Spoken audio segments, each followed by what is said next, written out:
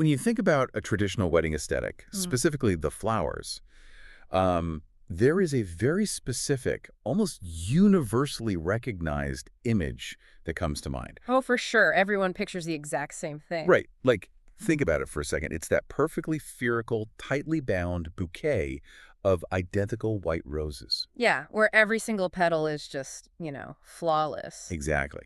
And the stems are wrapped so tight in that silk ribbon.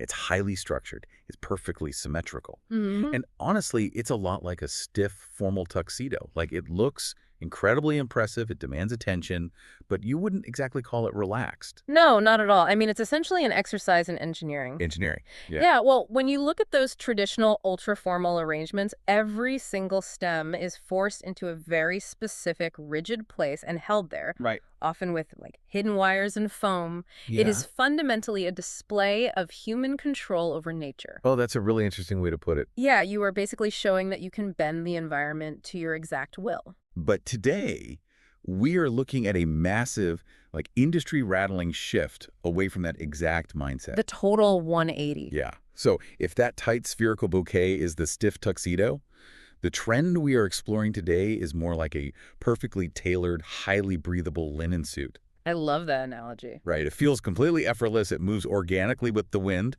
but it's still incredibly, undeniably stylish. Absolutely. So welcome to today's deep dive. We are unpacking a really comprehensive 2026 trend report today, and it focuses on organic floral designs, the push for true sustainability, and these digital event platforms that are totally changing how we gather. It's a fascinating read. It really is. Our mission for you today is to decode a concept called Meadowcore. Meadowcore. Yeah, it is unequivocally the most sought-after wedding aesthetic of 2026. We're going to figure out what it actually is, why it's completely taking over a multi-billion-dollar industry, and the digital platforms driving its explosive popularity. And, it is worth stating right at the top that this deep dive is incredibly relevant for you regardless of your life stage. Oh, totally. Whether you are actively planning an event, or maybe you're just attending a few ceremonies this year, or even if you're simply fascinated by how cultural shifts materialize in the real world. Yeah, because it's way bigger than just weddings. Exactly. Because what we are really talking about today is how a growing societal desire for sustainability, plus the democratization of design through digital culture, are fundamentally redefining what our society considers luxury. Okay, let's unpack this. Yeah. Because before we can get into the philosophy and the economics of why this is literally everywhere, we need to establish exactly what Meadowcore looks and feels like in a physical space. Right, the actual aesthetics. Yeah, we've established that it's the total opposite of that rigid, perfectly symmetrical sphere.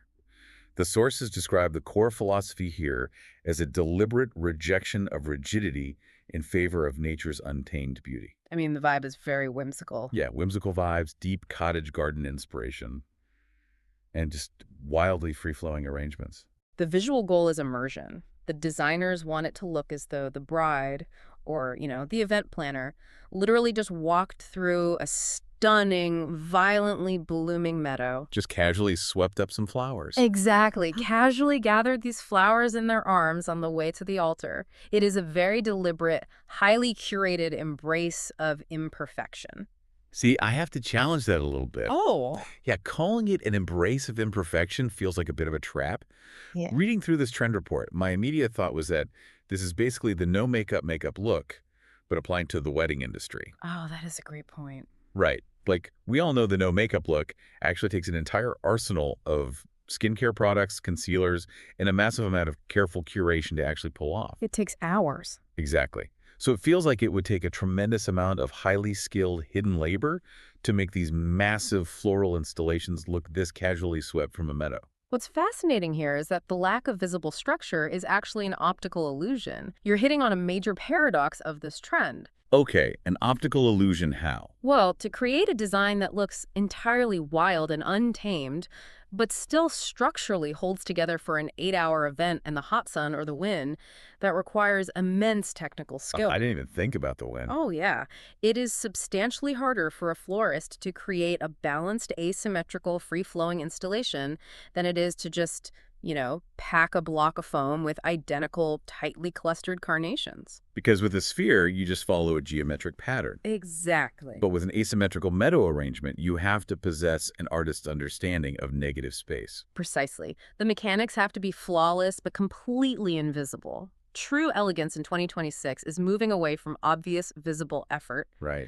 The designer has to create a dreamy, effortless atmosphere where your eye isn't drawn to the symmetry or the perfection of a single bloom. It's drawn to the organic, overarching flow of the space. Wow. Okay, so if it takes this much effort, this much hidden labor and technical skill to make something look natural, what is actually driving couples to demand this over the traditional engineered looks? That is the big question. Yeah, that brings us to the why. Because this incredible effort to look effortless isn't just an arbitrary aesthetic choice that someone spun a wheel and landed on. Definitely not. According to the data in these reports, it is a direct physical manifestation of shifting consumer values. There are two big pillars driving this: the demand for sustainability and this emerging concept of relaxed luxury. We really have to look at the environmental reality here. Couples in 2026 are highly eco-conscious, Very much so. and they are acutely aware of the carbon footprint of their purchases. The Meadowcore trend specifically and aggressively champions using seasonal blooms and locally sourced flowers. Which is a huge shift. It's massive. Consider the alternative. Traditionally, if a couple wanted a specific out-of-season orchid for, let's say, a winter wedding in New York, those flowers had to be grown in a massive, energy-intensive greenhouse. Probably packed in single-use plastics. Exactly. Loaded onto a refrigerated cargo plane halfway across the world and trucked to a venue. The carbon footprint is staggering. It's a massive global supply chain just for a one-day centerpiece. Exactly. But by demanding seasonal, local flowers looking at what is naturally blooming in their own region at that exact moment, they reduce the environmental impact significantly. Makes total sense. And crucially, it shifts the economics of the event. It directly supports local growers and local agriculture rather than global freight conglomerates. I hear that, and I see the data supporting the eco-conscious shift. But I have to ask you a cynical question here. Okay, let's hear it. We know the wedding industry is a massive profit-driven machine. Oh, absolutely. Is this shift to seasonal and local genuinely about saving the planet? Or is relaxed luxury just an incredibly clever marketing pivot?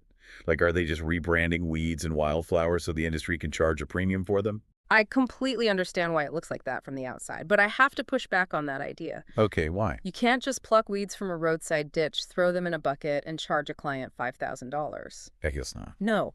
Cultivating high-end, long-stemmed sweet peas or specific varieties of heirloom cosmos flowers that can actually survive an outdoor event without wilting, that takes incredible agricultural science. Wait, really? Oh, yeah. Many of these delicate meadow-style blooms are actually much harder to grow and transport than the traditional genetically modified greenhouse rose. The ones bred to survive in a box. Exactly, bred specifically to survive a week in a cardboard box. Okay, that is a fascinating distinction.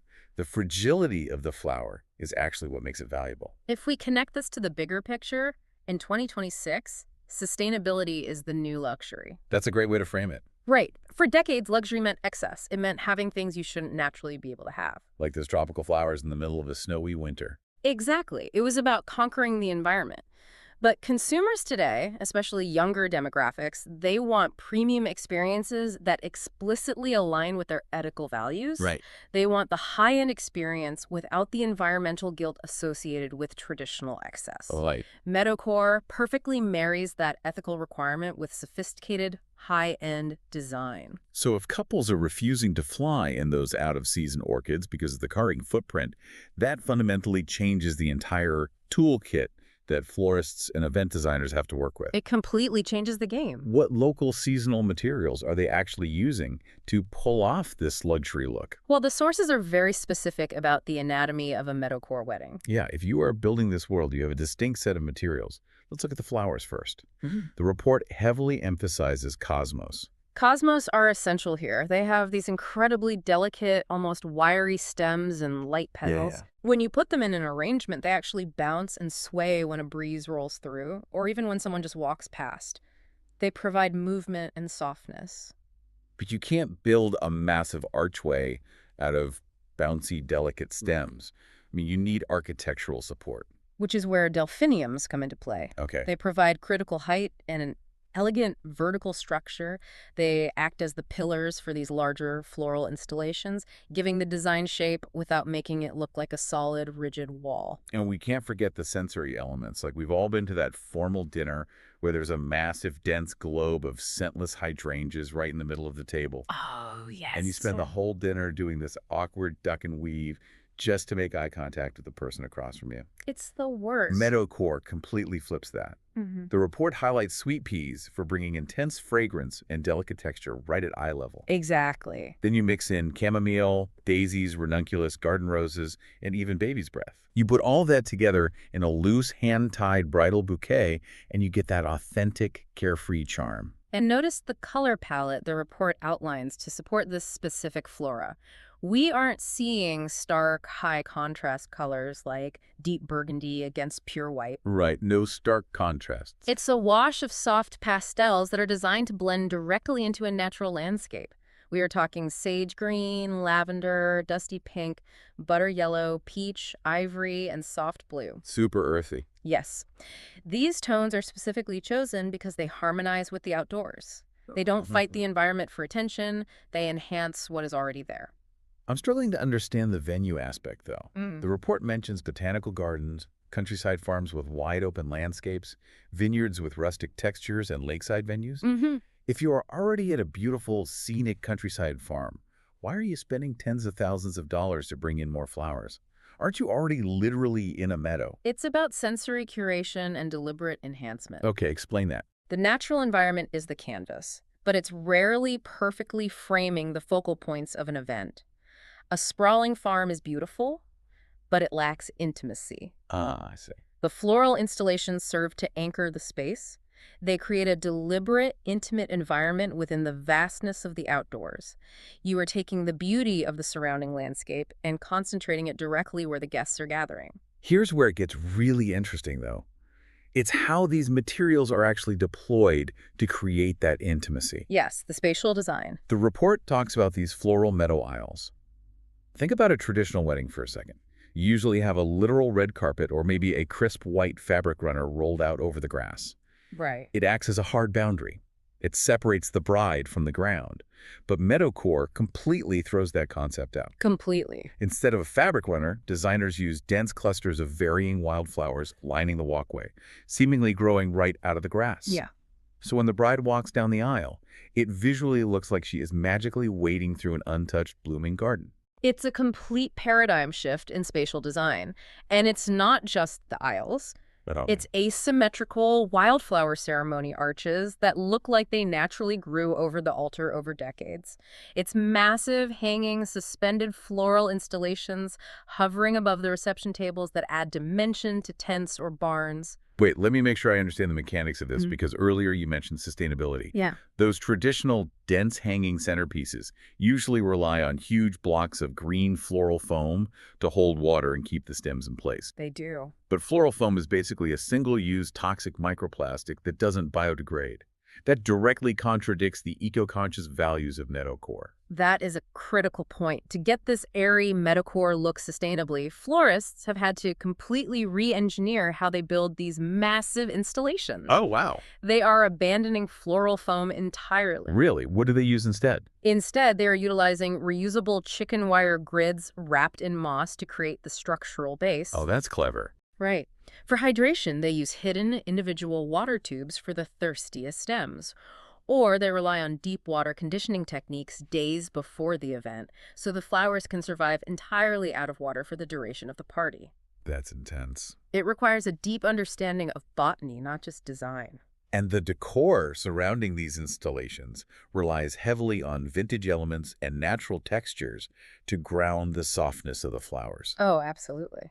The report mentions leaving wooden tables completely bare to show the grain, using antique brass candle holders, and opting for raw linen table runners instead of heavy synthetic polyester tablecloths. Mm-hmm. They're incorporating rattan baskets and woven accents. Because it's about complete sensory immersion. It's not just a visual trick engineered for a photograph. Right.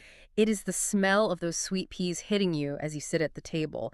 It's the movement of the cosmos catching a breeze over your shoulder. It's the tactile, slightly rough feel of the rattan chair and the raw linen, contrasting with the incredibly